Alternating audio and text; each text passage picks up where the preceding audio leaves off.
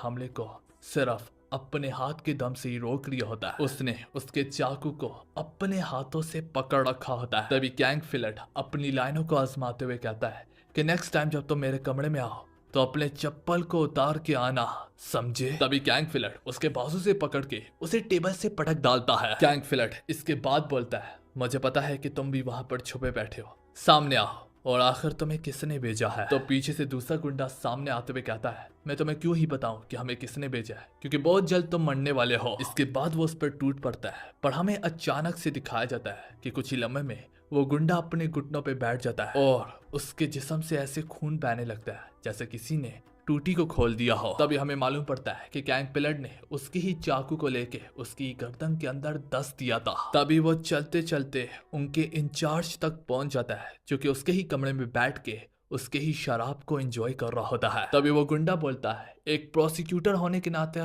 तुम काफी ज्यादा गरीब हो क्या यार, सिर्फ एक ही बोतल है तुम्हारे पास? वैसे प्रोसिक्यूटर से याद आया, उनका तो काम होता है सब सबूत को इकट्ठा करना, पर तुम तो एक फाइटर भी हो। क्योंकि तुम एक फाइटर निकले हो, तुम्हारा काम खत्म करने के बाद मैं अपने मालिक से और पैसों की मांग करूंगा। कैंग पिलट की नजर वॉशरूम में पड़ती है जहां पर एक लड़की आदमोया हालत में पड़ी होती है। कैंग पिलट पूछता है, तुमने इसे क्यों मारा, क्या ये भी तुम्हारी टारगेट थी? तो आगे से वो बोलता है कि असल में ये तुम्हारी पड़ोसी है, तो इस वजह से मैं इसे पीट कर तुम्हारे कमरे में ले आया। तुम्हारे कमरे में मैंने ड्रग्स को रख दिया है, तो यहाँ पर जो कुछ भी हुआ इसके जिम्मेदार तुम हो। इसका यह मतलब है कि तुमने नशे की हालत में अपने पड़ोसी के साथ जबरदस्ती करने की कोशिश की। तो आगे से कैंग पिलट मुस्कुराते हुए कहता है, हाँ, तुम्हारी कलाकारी में अभी भी कमी है, तुम्हें इस लड़की की जबान को निकाल देना चाहिए है ताकि वो कुछ बोल ही ना सके, और साथ ही साथ इसके पेरेंट्स को मार के तुम और भी इंफॉर्मेशन निकाल सकते थे। तो आगे से वो गुंडा मुस्कुराते हुए कहता है, हो, तो लोग मुझे कमीना बुलाते हैं, तू तो मेरा भी बाप निकला। कहानी पलट के सिनेमा गैंग के अंदर जाती है जहां पर हम उसके फादर की पार्टी के एक बंदे को देख पाते हैं। वो बताता है कि अभी मैंने जिस हिटमैन को हायर किया है वो काफी ज्यादा प्रोफेशनल है, पर वो बढ़ चढ़ के पैसों की मांग करता है। जो भी वो तुम्हारे बेटे को मार डालेगा, पर मुझे तो यकीन नहीं आता कि तुम्हारा बेटा एक प्रोसिक्यूटर है, वो हमारी काफी अच्छी खासी मदद कर सकता था सबूतों को मिटाने के लिए, पर इसके बजाय तुम्हारा बेटा तुम्हारे ही खिलाफ खड़ा हो गया। ये मुझसे देखा नहीं जा रहा। अगर उसने तुम्हें एक्सपोज कर दिया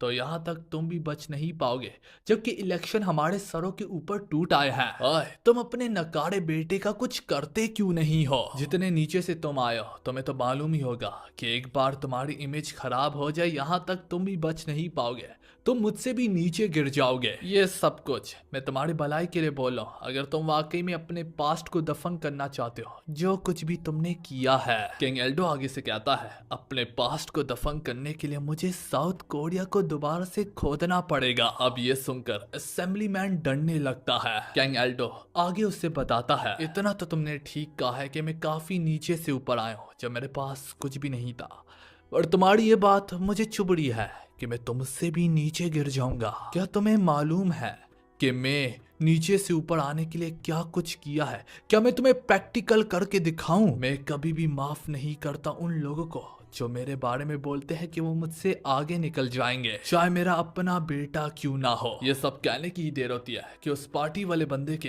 पैरों तले जमीन खिसक जाती है और वो डर के मारे कांपने लगता है। कैंग एल्डो से बोलता है, उस असैसन को वापस बुलाओ, ये तुम्हारी बस की अब बात नहीं है। असेंबली मैन डर के मारे फौरन से उसी असैसन को फोन लगाने लगता है, पर उसने फोन करने में काफी ज्यादा देर कर दी होती है।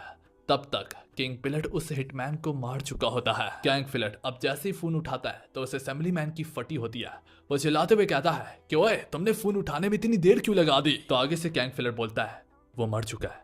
हाँ, कौन मर गया? कैंग पिलट फोन के पीछे से, अपने बॉस को फोन दो। असेंबली मैन, जैसा तुम चाहो। फोन को उठाने के बाद वो पूछता है, बेटा तुम कैसे हो? वैसे भी सुना था कि तुमने काफी मेहनत की है प्रोसिक्यूटर बनने के लिए। अगर इतने ज्यादा पढ़े लिखे हो, समझदार हो कि यहाँ तक प्रोसिक्यूटर तक बन गए, पर फिर भी इतने नादान हो कि तुम ये भूल गए कि तुम किसके खिलाफ जा रहे हो। एक काम करो, इस केस से पीछे हट जाओ और बदले में मैं तुम्हें जनरल ऑफ प्रोसिक्यूटर बना दूंगा, एक ऐसा रैंक प्रोसिक्यूटर के बीच में जो कि हर प्रोसिक्यूटर का सपना होता है। वैसे एक बात तो बताओ, तुम इतना दूर तक क्यों जा रहे हो?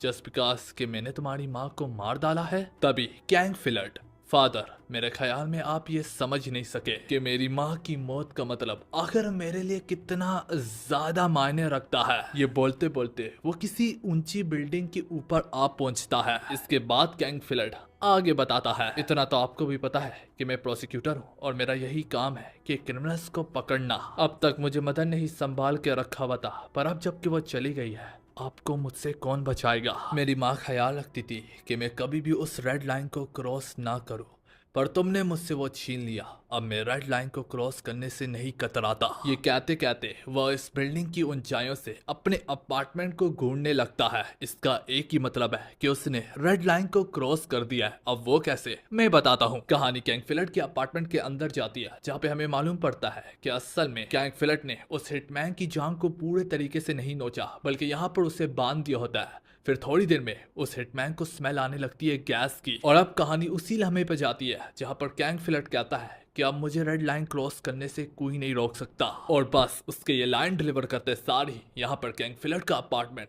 पूरे तरीके से आग पकड़ के एक बहुत बड़ा ब्लास्ट करता है। उस ब्लास्ट की आवाज को यहाँ तक उसका फादर भी सुन पाता है। तब और फिर तभी फोन बंद करने से पहले कैंग फिलट अपने फाइनल डायलॉग को आजमाते हुए कहता है, अब मैं तेरे साथ देख लूंगा, मैं एक एक को मार गिराऊंगा। आप जिधर मर्जी भाग जाए, आप जिधर मर्जी चले जाए, आप अर्थ के दुनिया के किसी भी कोने में चले जाए, मैं आपको ढूंढ निकालूंगा और फिर मार गिराऊंगा। ये आपके बेटे का अपने बाप से वादा है। ये सुनते सारे कैंग एल्डो को अपने बेटे पे काफी ज्यादा प्राउड होने लगता है और वो कहता है, फाइनली तुम आज मेरी तरह बात कर रहे हो। अगर तुमने आना है तो आने दो, मैं तुम्हें खुले दिल से गले लगाऊंगा, ये मेरा तुमसे वादा है। हमें उसी लड़की के बारे में भी बताया जाता है जो कि कैंग फिलट के बाथरूम में पड़ी थी। कैंग फिलट ने इसकी जान को बचा लिया होता है। ऊपर से उसकी मदर को अपनी बेटी के लिए काफी ज्यादा फिक्र हो रही होती है। इसके चलते ही उसकी बेटी से पूछताछ चल रही होती है कि उस कमरे में कौन कौन मौजूद था। वो यहाँ पर 3 क्रिमिनल्स का जिक्र करती तो करती ही सही है, लेकिन इसके साथ ही साथ वो बताती है इसके बाद उस अपार्टमेंट के अंदर एक और अनजान शख्स भी आया था। उसके काले बाल थे और उसने एक महंगा सूट पहन रखा था। दिखने से वो कोई महंगी जॉब से लौट के वापस आ रहा था। जिन सब में देखते देखते उस लड़की को वो पल याद आता है कि कैसे हमारे कैंग फिलट ने एक ही लम्हे में उस क्रिमिनल को टेबल के पे पटक डाला। और वो यहाँ पे भी ना रुका, बल्कि अपने एक ही पंच के दम से उसने उस क्रिमिनल के मुंह का होलिया ही पूरे तरीके से बदल दिया। उसके हाथ खून से भरे थे और यहाँ तक उसकी खून की छींटे उसके मुंह तक जा पहुंची थी।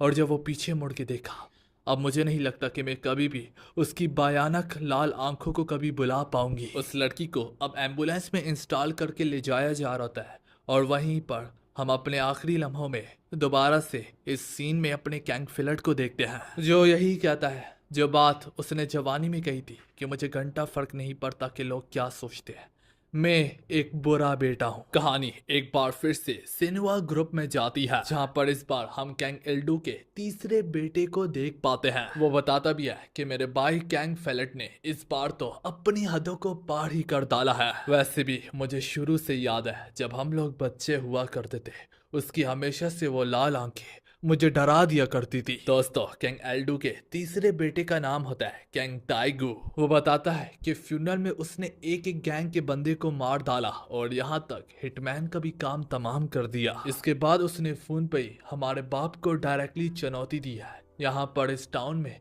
इस पूरी कोरिया में किसी में इतना दम नहीं है कि वो डायरेक्टली बाप को चैलेंज कर पाए। वैसे भी कैंग फिलट ने जो भी किया, ये हमारे लिए एक सुनहरा मौका है खुद को साबित करने के लिए। पहले तो हम पर इलेक्शन का प्रेशर था कि ऐसे सेंसिटिव वक्त में हम कुछ भी बड़ा नहीं कर सकते, पर अब चूंकि कैंग फिलट सबके पिछवाड़े का एक गंदा सा दर्द बन चुका है, तो अब किसी को तो उसे ठिकाने लगाना ही होगा। सच कहूँ तो मेरा बड़े भाई भी अब इसके बारे में सोच सोच के पागल होते चले जा रहे हैं। तो सोचो हमारा बाप का कितना ज्यादा दिमाग खराब हो रहा होगा। तो इससे पहले पहले कैंग फिलट तक मेरे भाई पहुंचे, हम उनसे भी पहले कैंग फिलट को ठिकाने लगाएंगे। अब वक्त आ गया है कि हमारा बाप भी हमारे टैलेंट को पहचाने और इससे भी एहसास हो कि मैं भी अपने भाइयों से कम नहीं हूँ। तो आगे उसका एक चमचा पूछता है, वो सब तो ठीक है, लेकिन अगर हम कैंग फिलट के खिलाफ जाएंगे तो ये इतना आसान नहीं होगा, हमें पूरी ताकत लगानी पड़ेगी। और अगर हम पूरी ताकत लगाएंगे, वो भी इलेक्शन के इतने सेंसिटिव समय में, तो फिर हम लोग न्यू न्यूज वगैरह में भी आ सकते हैं और ये बात फादर को बिल्कुल पसंद नहीं आएगी। तो आगे से कैंग ताइगू कहता है, तुम नहीं समझते तीसरे बेटे होने का दर्द था। जस्ट बिकॉज मेरे भाई मुझसे पहले पैदा हुए हैं, जिस वजह से उन्हें मुझसे ज्यादा हक दिया जाता है। बड़ी बड़ी एफिलिएट कंपनीज उनके साथ डील साइन करती है और मुझे कोई पूछता तक नहीं है, और मैं सिर्फ वही काम करता हूँ जो काम मेरे भाई मुझसे करवाना चाहते हैं। आखिर कब तक मैं उनका नेस्टी काम उनके लिए करूंगा। इस वजह से एक ही तरीका है कि हम अपने फादर को अपना टैलेंट दिखाएं और अपने भाइयों से आगे आने का एक सुनहरा मौका कि मैं कैंग फिलेट का इस्तेमाल अपने भाइयों के ही खिलाफ करूं। ये सब कहते हुए कैंग ताइगू यहाँ पर हमारे मेन कैरेक्टर फिलेट को अननोन नंबर से उसकी मदर की एक सीसीटीवी फुटेज भेजता है। वो बोलता है कि मौत से ठीक पहले तुम्हारी माँ यहाँ पर गई थी, और अब अगले ही पल में हम अपने मेन कैरेक्टर फिलेट को उसी लोकेशन पे देख पाते हैं। वो इस लोकेशन को फॉलो करते करते यहाँ पर जा पहुंचता है। फिलेट यहाँ पर कैमरे को घूरते हुए कहता है, इसी फुटेज से मेरी मदर रिकॉर्ड हुई थी, पर आखिर वो यहाँ पर लेने क्या आई थी। एनीवे यहाँ पर कैमरा लगा हुआ है, तो इसका ये मतलब है कि कैंग फिलेट अंदर जाकर इस बिल्डिंग की सारी सीसीटीवी फुटेज को देख सकता है। थोड़ी देर में यहाँ पर एक अनजान गैंग पहुंच जाता है, जो वो यहाँ पर किसी को घसीटते घसीटते फौरन से बिल्डिंग के अंदर ले जाते हैं। कैंग फिलेट को उस गैंग में जरा भी इंटरेस्ट नहीं होता,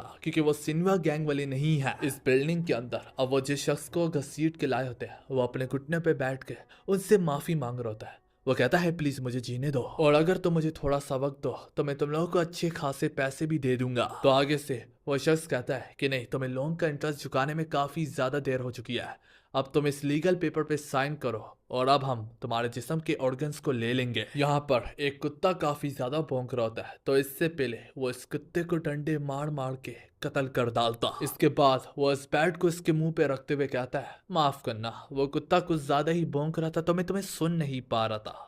हाँ, तुम क्या कह रहे थे। थोड़ी देर में यहाँ पर कैंग फिलेट भी एंटर कर जाता है। वो आते सारी बोलता है कि मेरी तरफ ध्यान मत दो, तुम लोग जो कर रहे हो करते रहो, मैं यहाँ पर सब सीसीटीवी फुटेज के लिए आया हूँ। उन लोगों को लग रहा था कि शायद से यहाँ पर फिलेट एक कस्टमर है और वो आंखें खरीदने आया है। हमें मालूम पड़ता है ये इंसानों के जिस्म के टुकड़ों को यहाँ पर बेचते हैं, पर चूंकि कैंग फिलेट उनका कस्टमर नहीं होता, तो वो सोचते हैं कि कैंग फिलेट को भी पकड़ के इसकी आंखें और इसके भी ऑर्गन्स को निकाल लेते हैं। जिस पर एक शख्स अचानक से कैंग फिलेट की पीठ पीछे से उस पर टूट पड़ता है, पर कैंग फिलेट यहाँ पर सिर्फ एक कदम ही पीछे हटता है और उसका हैमर फौरन से उसकी बजाय जमीन के अंदर धंस जाता है। कैंग फिलेट उसे दोबारा से हैमर घुमाने का मौका नहीं देता, बल्कि इसके बजाय